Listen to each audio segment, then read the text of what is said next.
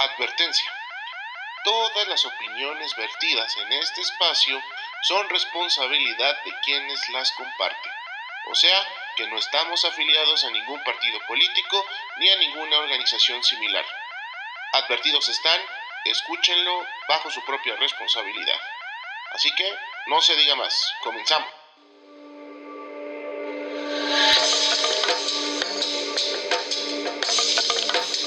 El Banananist.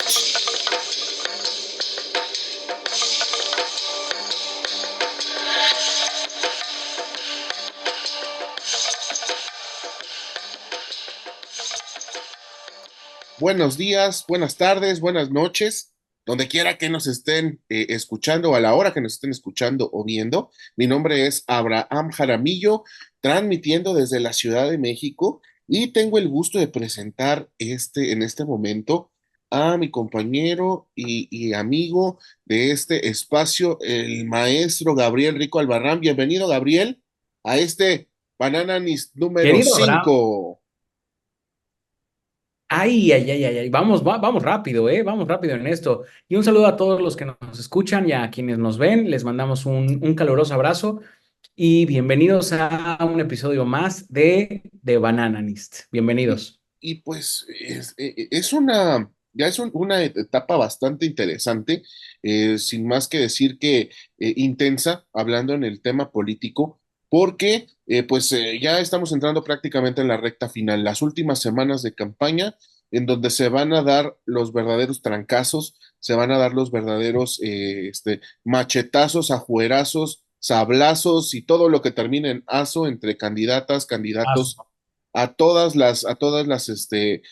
pues, bueno, a todos los cargos públicos que se están discutiendo en este momento por la vía electoral. Bueno, muchas cosas que platicar. Sin embargo, algo que no estuvimos abordando durante estos días o estas semanas fue el debate chilango o el debate capitalino.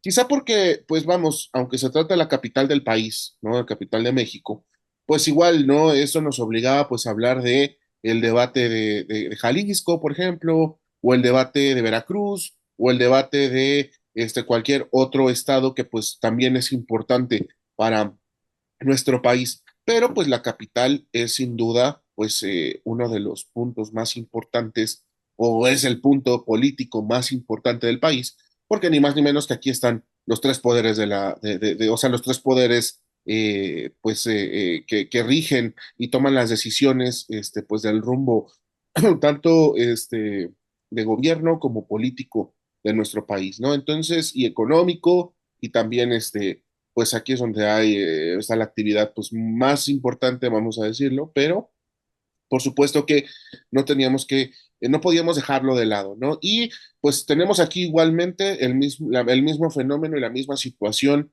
que se da a través de las elecciones federales o las elecciones a la presidencia de la República, donde tenemos pues a tres fuerzas que se están discutiendo básicamente el poder, ¿no? El cargo, ¿no? La jefatura de gobierno, la presidencia de la República, y son pues por el lado del oficialismo, por el lado de la alianza Sigamos Haciendo Historia, Clara Brugada, por el lado de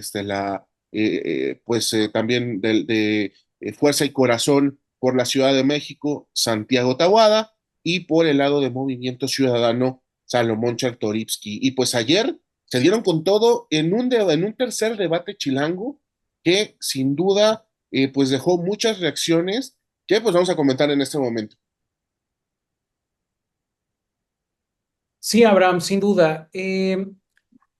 Este debate y el hecho de que estemos hablando de él, que es importante, como bien lo mencionabas, nos sigue dejando claro que pues la política mexicana es completamente centralista, porque la atención mediática que se genera alrededor de este tercer encuentro y al final, pues todo lo que pasa en la capital, sin dejar de lado, pues precisamente que es la capital del país, eh, nos deja claro eso. Seguimos teniendo una política central en donde los gobernadores de los estados vienen a la Ciudad de México a pues hacer política, cuando ellos tendrían que estar haciendo la política desde sus estados para con sus estados, pero al final, pues no le hacemos justicia a ese federalismo del que tanto nos jactamos y que tanto pues pregonamos. Ahí tenemos pues los ejemplos, y no viene solamente de de esta administración, viene de otras administraciones.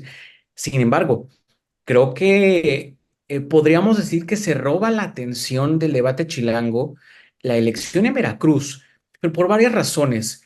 La gente podría pensar, pero ¿qué relevancia tendría Veracruz en en la elección? Pues quizás a nivel de gubernatura sería una gubernatura más, pero la gente no puede olvidar ni dejar de lado que Veracruz es el cuarto estado que más votos tiene y aporta en elecciones federales. No es cosa menor, es un estado importante. Y el picante en esta situación es pues que tenemos a una candidata del lado de Morena, a esta Rocío Nale, que no es, bueno, no es oriunda de Veracruz. Sin embargo, está contendiendo por la gubernatura del estado y la plática y la política se van por ese sentido. Y así podríamos hablar de Puebla, en donde pues no queda claro si va a ganar el PAN y la Alianza o Morena y sus aliados. Las cosas están por verse, pero me llama la atención en el debate de la Ciudad de México, pues que es exactamente lo mismo.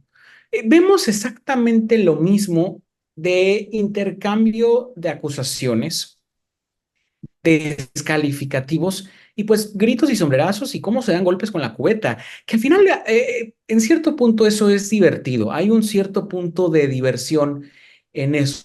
Sin embargo, la política mexicana sigue careciendo justamente de eso. ¿Dónde está la oferta política? Vi los intercambios entre Clara Brugada y Santiago Tabuada principalmente, porque incluso hasta le hacen el feo a Salomón Chertorivsky, porque podríamos decir que incluso sobraba Salomón Chertorivsky en ese debate. Sabemos que la elección se va a disputar entre dos bandos, salvo que vaya a haber una sorpresa el próximo 2 de junio. Pero no lo creo, no lo creo. Me parece que Movimiento Ciudadano está apostando por mantener el registro y ver qué otros réditos puedes obtener de la elección, tanto a nivel presidencial como en el resto de de las campañas. Sin embargo, no veo la oferta de valor ni lo que puede dejar el intercambio que hubo entre Clara Brugada y Santiago Tabuada, porque al final me parece que, como lo hemos venido platicando en otros momentos, Abraham, la ciudadanía se queda justo en medio y diferenciar estos dos proyectos en realidad es que no hay diferencia ideológica. La diferencia es, ¿estás conmigo o estás en contra de mí? Aplica para ambos bandos. Y me parece que esa polarización, que también hemos hablado de ella, ese es justo el tipo de polarización que no deberíamos tener presente en las elecciones. Sin embargo, pues ahí está y tenemos que aprender a lidiar con ellas. Y desde el punto, y me tengo que presentar de nuevo, hola, soy Abraham Jaramillo, tengo cabello negro, un poquito escaso, tengo lentes, uso barba, tengo una nariz un poco grande, estoy cachetón y tengo complexión gruesa. Y estoy en el tercer debate chilango. Digo, este tipo de cosas, este tipo de intentos por hablar de inclusión, me Sí, parecen de correcto. verdad muy sobrados, muy, ¿cómo te puedo decir? Forzado. Exagerados y forzados. ¿Por qué? Porque realmente, mira, se habla mucho y de este chiste, ¿no? De que llegan un grupo de personas a un restaurante y el mesero les dice, bienvenidos a todos, este restaurante es inclusivo. Y le dice a uno de los comensales, ah, es inclusivo. Bueno, ¿tienes una rampa por donde pueda subir una persona con silla de ruedas? No. No, Oye, ¿y tienes una carta en lenguaje braille para que pueda leer una persona no vidente? No. no. Ah, tienes ¿sabes manejar el lenguaje de señas para poderle tomar la orden a una persona que no escucha? tampoco, ¿no? Entonces dice, entonces eso nada más es estar subido en una tendencia, en un pretexto que no aporta a la inclusión. Lo que tú eres es un, eres un, ¿cómo le dicen? Eres nada más un facho, ¿no? O eres un puser, ¿no? Como se decía en nuestras épocas, no eres inclusivo, simplemente estás dando la facha de que sí estás, de que eres incluyente, no en o inclusivo. Y en ese sentido es lo mismo. Realmente creo que aun cuando se tenga el apoyo de los intérpretes de señas, aunque se tenga el apoyo de estas dinámicas que, por supuesto, Gabriel, yo estoy seguro que van aportando a la inclusión de de todas estas minorías y todos estos sectores que también forman grupos, el grupo de los votantes mexicanos y mexicanas. Pero creo que son nada más pretextos como para decir, que no sea nada más el debate, ¿no? Y vemos lo mismo en el sentido en el que los moderadores nada más son presentadores. Vemos un modelo, quizá en este tercer debate de Chilango hubo más oportunidad para el diálogo. Lo de las entrevistas de los niños, un ejercicio interesante, pero Un poco también interesante, sí. se vio muy, se vio muy acartonado, ¿no? Muy, muy hecho con libreto, muy hecho con guión. Y la naturalidad, pues, o la naturaleza de los niños es que, pues, también tienen esa capacidad de sorprender con su visión, a lo mejor muy, muy abstracta, ¿no? Del mundo, pero creo que había la oportunidad de si querías integrar a un sector como el de los niños, dejarlo ser, ¿no? Oiga, ¿y usted está de acuerdo que haya tanta basura electoral? Ah, pues, no, pero ¿por qué hay tantas, tantas pancartas con su nombre en la calle, ¿no? O sea, ese tipo de cosas, o sea, como que creo que son importantes, porque un niño, como dice, y lo decimos aquí en México, los niños y los borrachos siempre dicen la verdad, y, y pues creo que se hubiera prestado para un momento quizá, bastante natural para que pudieran contestar, ¿no?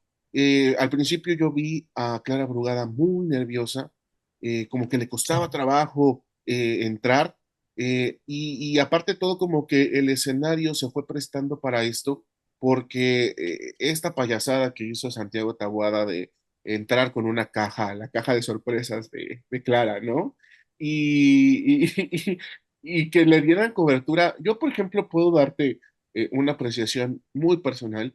Yo veo cómo muchos medios sí están cuidando los intereses, por ejemplo, de Taboada principalmente.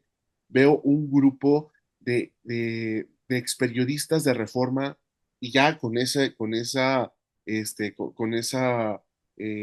calificativo, que tienen unos vínculos con el panismo impresionantes. Tú y yo sabemos, por ejemplo, de qué lado más la iguana en Grupo Expansión, por ejemplo, y en Expansión Política, ¿no?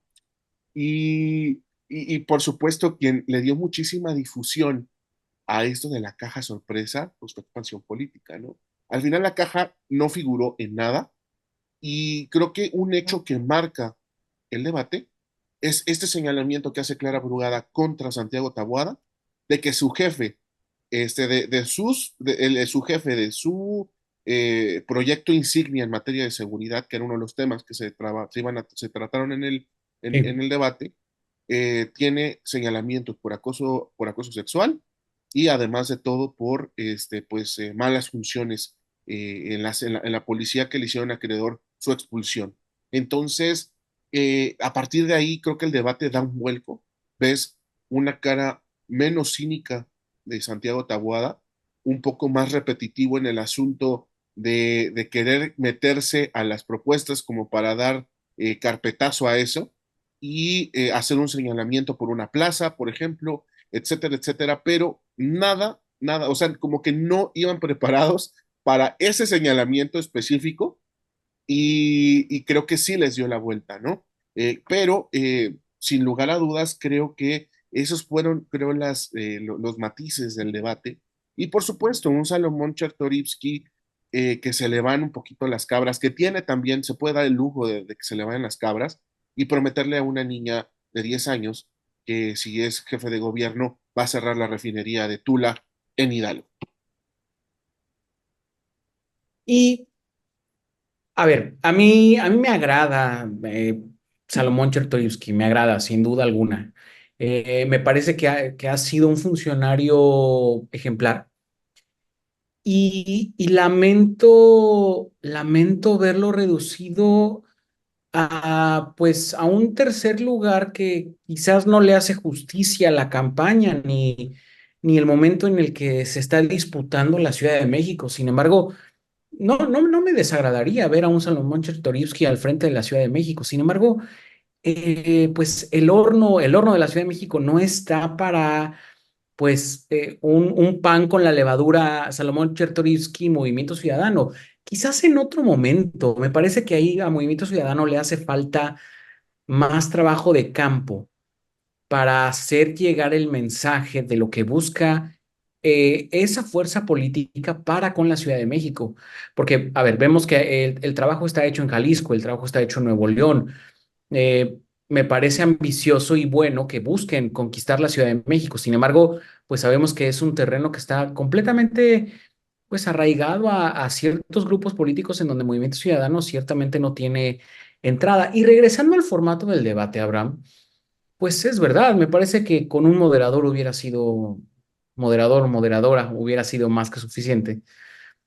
Y es una lástima que en México no se quiera utilizar o no se haya planteado o los candidatos no hayan aceptado el modelo de town hall que se utiliza en Estados Unidos, en donde los candidatos están en medio de una audiencia, en donde hay un moderador, pero hay un público presente, un público que es seleccionado al azar, un público que obviamente pasa por un filtro, porque no pueden permitir, pues no podríamos esperar a un ciudadano que solamente fuera a gritar o a amedrentar a alguno de los candidatos, en donde los ciudadanos tuvieran un verdadero intercambio, no con el moderador, sino con la ciudadanía, y que el moderador hiciera su papel de moderar ese intercambio entre candidato y ciudadano y hacer las intervenciones necesarias para puntualizar tanto las respuestas del candidato como la pregunta del ciudadano, porque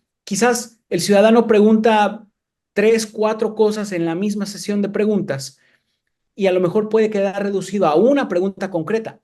Pues ahí entra la labor del moderador para condensar el sentimiento de la ciudadanía y procesarle la pregunta al candidato para que éste pueda responderla de forma ordenada y precisamente que la respondan. Se rompe entonces este diálogo monótono y monólogos que tenemos con hasta por 2 minutos o hasta por 5 minutos en formato de bolsa de tiempo, en donde el intercambio es, pues sí, Abraham, yo te dije que tú tenías razón y te voy a acusar con tu mamá. Sí, Gabriel, porque yo me acuerdo que tú me dijiste en la primaria que yo no me veía bien con esa camisa. Entonces yo te acusé con el profesor. Sí, pero yo también me acuerdo que... Y hay un intercambio de acusaciones en donde nos quedamos precisamente en los golpes bajos, en los trapitos sucios, pero no pasamos a las propuestas. Hemos dicho que los debates no necesariamente mueven la preferencia electoral de la sociedad. Sin embargo, qué rico es tener un intercambio entre políticos de altura y políticos de nivel. No, seguimos en lo mismo, no tenemos políticos de altura, no tenemos esa clase política que le interesa estudiar y prepararse porque prefieren el golpeteo político o, como diría el presidente de la República, prefieren hacer politiquería. Y eso aplica para tanto la gente de su bando como para la oposición. Prefieren seguir haciendo politiquería que entrar al meollo del asunto. ¿Qué es más fácil y es más redituable en votos? Seguramente, sin duda alguna. Pero ¿cuánto tiempo más aguanta la ciudadanía este tipo de intercambios y este tipo de diálogos? No creo que siga pasando mucho tiempo, porque hemos hablado de esa polarización que se ha decantado a raíz de pues, la conferencia de prensa del presidente López Obrador. Eh, este dicho de que la vida pública cada vez será más pública, aunque ahí me parece que hay una delgada línea para invadir la privacidad de las personas, como el caso de de María Amparo Casar, que lo habíamos platicado en otra ocasión, pero es bueno al final del día. O sea, es un buen legado político y no por hacerle propaganda No, claro al que hay que legado hacerle, hay que político, hacerle, hay que hacerle. pero sí, sigan al legado político aquí Sí, abajo, sí. por favor, aquí, justo aquí, sigan al legado político. Y nos quedamos en eso y al final del día me temo que cuando termine la campaña se hará el control de daños de ambos bandos y la ciudad va a seguir caminando. La ciudad tendrá que estar ahí al día siguiente. La ciudad va a estar ahí al día siguiente. A mí me gustaría ver un acto de reconciliación y la famosa operación cicatriz del lado ganador para con el lado perdedor. Y algo que no pasa y que no vemos en la clase política mexicana, en ninguno de los niveles de gobierno. Nunca hemos visto, Abraham, que el candidato o candidata ganadora agradezca a su contrincante que quedó en segundo lugar y que sacó el otro porcentaje de votos que no obtuvo a pesar de haber tenido la mayoría. Y de alguna u otra forma, quizás no invitarlo a formar parte del gabinete o del gobierno como tal, pero sí tenerlo cerca, por una sencilla razón, reconciliación, darle la vuelta a la página política y decir, señores, se acabó el periodo de campaña, pasemos a gobernar. Pero yo llegué aquí con la mayoría, pero hay otro grupo de la sociedad que no votó por nuestro proyecto y que sin embargo también los estamos representando. En ese sentido, vamos a invitar a la otra candidata, vamos a invitar al otro candidato a que sea asesor, a que sea un miembro más del gabinete, a que ocupe una posición, incluso que fuera algo honorífico, aunque al final del día quizás no tuvieran que consultarlo, pero sí dar una muestra de voluntad política de que hay una intención de querer hacer el trabajo como se debe. Lamentablemente creo que todavía no estamos en ese nivel de madurez y eso lo refleja el nivel de debate que vimos en el caso de de la jefatura de gobierno en la Ciudad de México. Y es lamentable, la verdad es que es lamentable, pero esperemos que pronto pues esa situación pueda cambiar. Tendremos que esperar. Fíjate que es muy interesante eso que dices. Y bueno, en el caso, por ejemplo, de 2018, no con el más cercano competidor que era Ricardo Anaya en la presidencial, pero se da este acto, sí, de reconciliación que tiene José Antonio Meade con Andrés Manuel López Obrador, que va José Antonio Meade a la casa de campaña de AMLO y sostienen una reunión y ahí dice el presidente, el ahora presidente, le dice, he invitado a José Antonio a que participe con nosotros y pues finalmente no pasó, ¿no? O sea, creo que también eso en materia, pues vamos a decirlo, de discurso, pues yo entendería el hecho porque es como decir, verde que te quiero verde y resulta que eres azul, ¿no? Claro. Entonces, creo que en ese sentido pega un poquito más quizá la congruencia, pero estoy de acuerdo contigo, creo que falta mucha madurez en el sentido en el que pues estamos inmersos en una polarización devastadora, una polarización destructiva, una polarización descalificativa. Y, y la verdad que esto, fuera de que ponga a pensar a los actores políticos, nos tiene que poner a pensar a nosotros, porque pues una sociedad dividida realmente es pues la que no obtiene ningún acuerdo en absolutamente nada, ni en lo democrático, ni en el crecimiento filosófico, sociológico, geopolítico, y vamos arrastrando pues cada vez más y más vicios en donde, pues mira, tu presidente, tu gobernante, tu diputado, tu senador es el peor. No, pues el tuyo es el peor, ¿no? Y surgen también personajes que fuera de aportar a un discurso reconciliador, un discurso de unidad, traen todavía más piedritas al saco que lo terminan desfondando, ¿no? Entonces, por el lado, por ejemplo, de las pues políticas que pudimos rescatar o podemos rescatar medianamente de ayer, creo, bueno, del día del debate, ¿no? Eh, Creo que hay muchas buenas intenciones, Gabriel, pero la ciudad no está para eso. O sea, me encanta, por ejemplo, esta disociación que tiene Salomón Chertorivsky, ¿no? Para decir como en Seúl y en Corea, poner un acueducto en medio de los caminos. Carnal, o sea, no estamos en ese momento, porque cualquier tipo de obra que quieras implementar, va a traer caos vial, va a traer contaminación, va a traer una situación muy complicada para la ciudad. Además, sí, es importante captar agua, pero hay otras formas de captar agua, rescatar los ríos, los ríos que ahora son de aguas negras, ¿no? Para volverlos a quizás a convertir en otro tipo de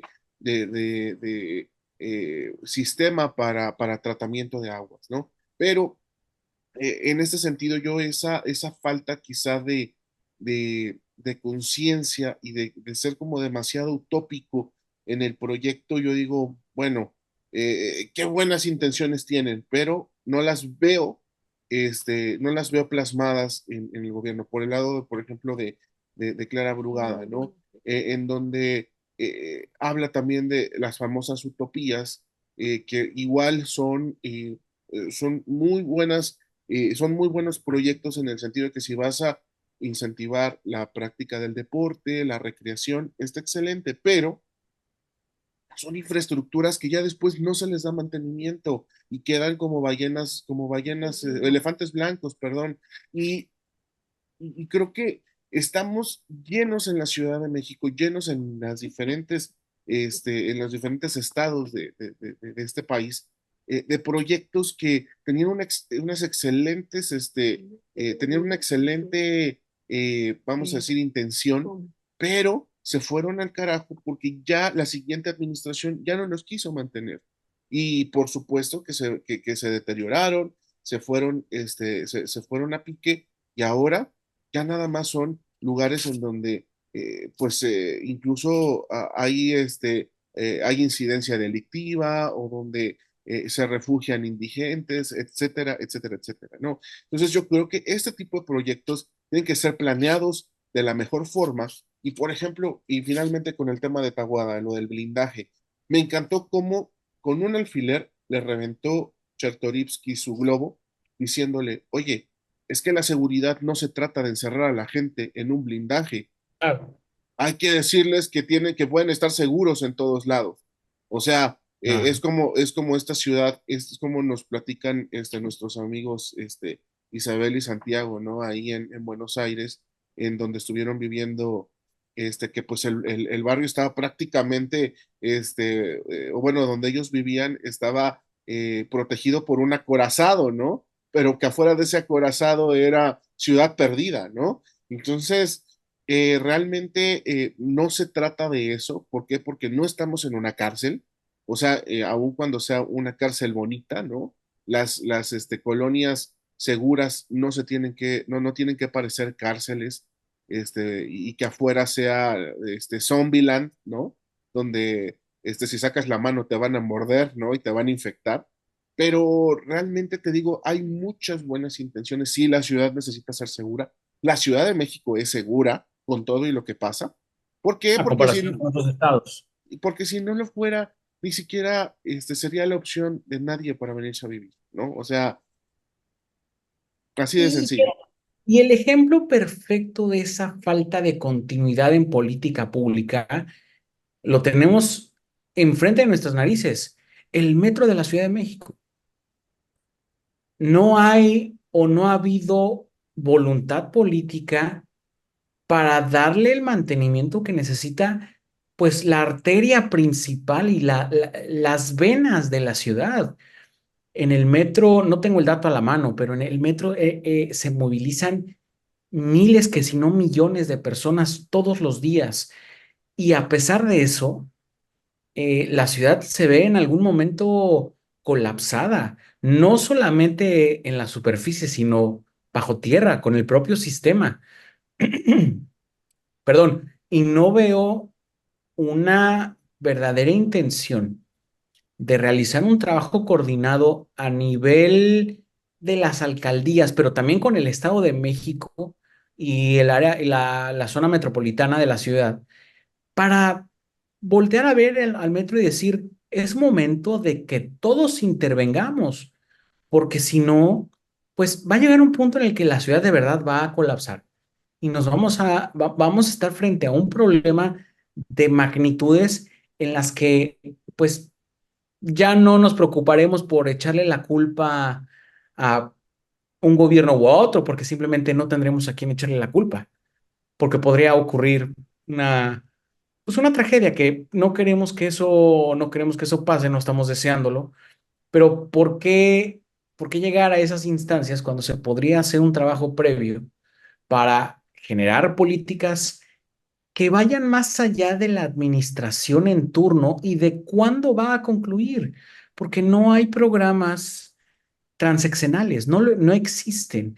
Quizás es demasiado tiempo, la duración de la administración, quizás no lo es, pero de una u otra forma no se ve esa intención de querer poner un granito de voluntad para hacer el trabajo como se tiene que hacer. Todo se queda en esas acusaciones, en el intercambio y golpeteo político.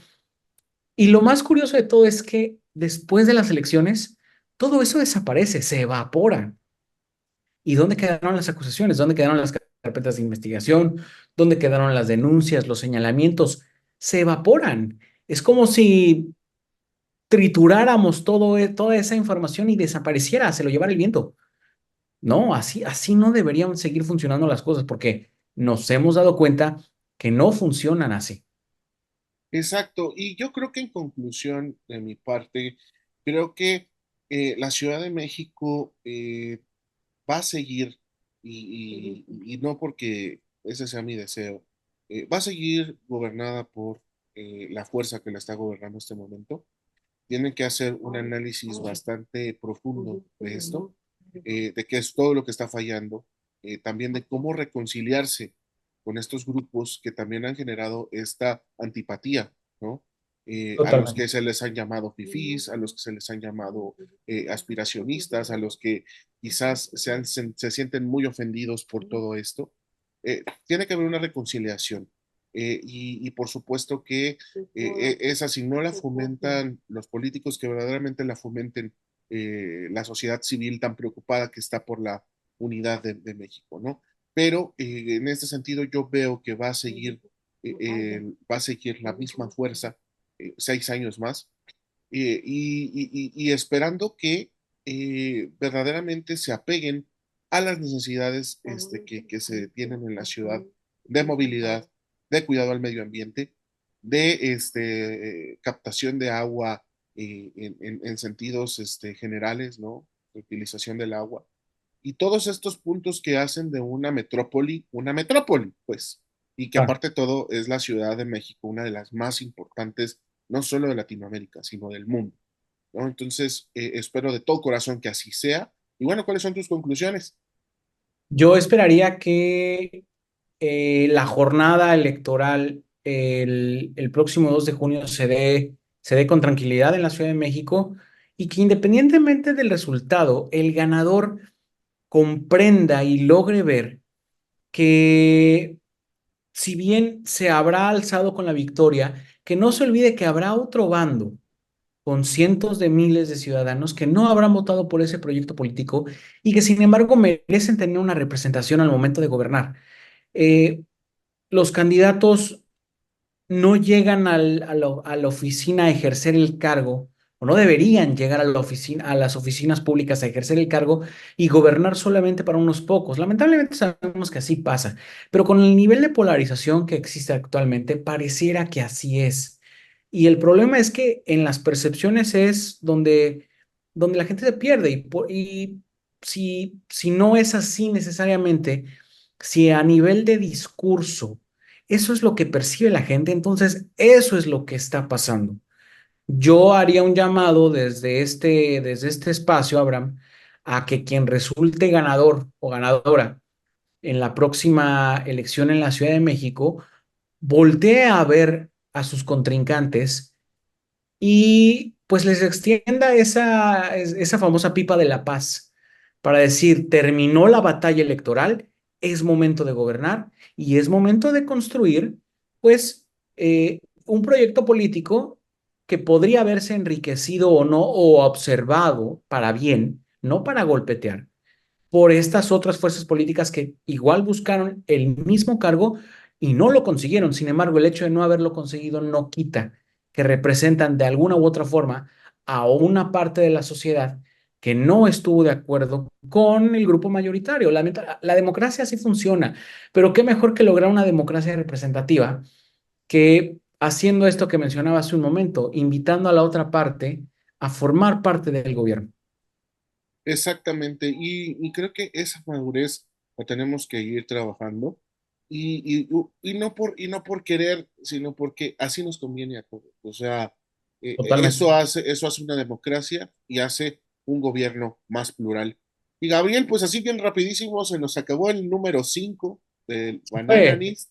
La próxima semana tenemos tercer debate presidencial.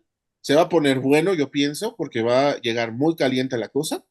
Y aquí vamos a seguir hablando de estas cosas que nos gustan.